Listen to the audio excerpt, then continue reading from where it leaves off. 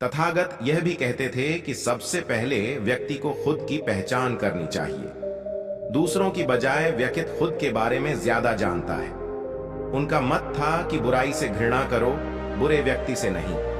एक बार की बात है, किसी गांव के पास बहती नदी के किनारे बुद्ध बैठे थे।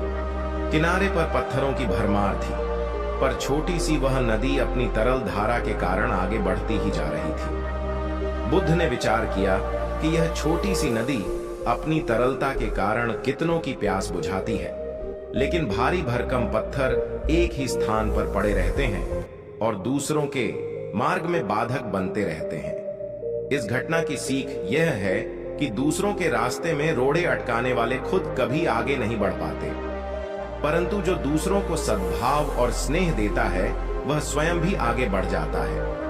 बुद्ध ऐसे ही विचारों में मग्न थे कि तभी उन्होंने ग्रामीणों की एक भीड़ को अपनी ओर आते देखा। बड़ा शोर था और लोग किसी युवती के प्रति अपशब्द बोल रहे थे। तथागत ने देखा कि लोग एक युवती को घसीट कर ला रहे थे और उसको गाली भी दे रहे थे। भीड़ के नजदीक आने पर बुद्ध ने लोगों से युवती को पीटने और अपशब्द कहने का कारण पूछा। लोगों ने कहा कि यह स्त्री व्यभिचारी है और हमारे समाज का नियम है कि यदि व्यभिचारी स्त्री पकड़ी जाए तो उसे पत्थरों से कुचलकर मार डालना चाहिए।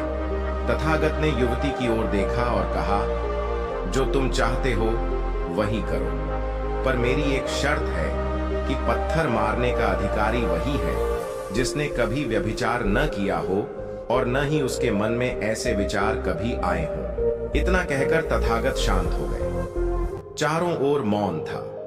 कुछ समय बाद लोगों की भीड़ मन में पश्चाताप का भाव लिए हुए वहां से विदा हो गई। इस घटना से यही सत्य उभरता है कि हम खुद अपने प्रति न्याय कर सकते हैं, दूसरों के प्रति नहीं, क्योंकि हमारी जानकारी दूसरों के विषय में अधूरी होती है। यदि हम किसी के प्रति न्याय करना चाहते हैं तो उसे ऐसा प्यार और स्नेह मिलना चाहिए कि खुद ही अपने दोषों को स्वीकार कर लें और उन्हें पुनः न दोहराने का व्रत लें।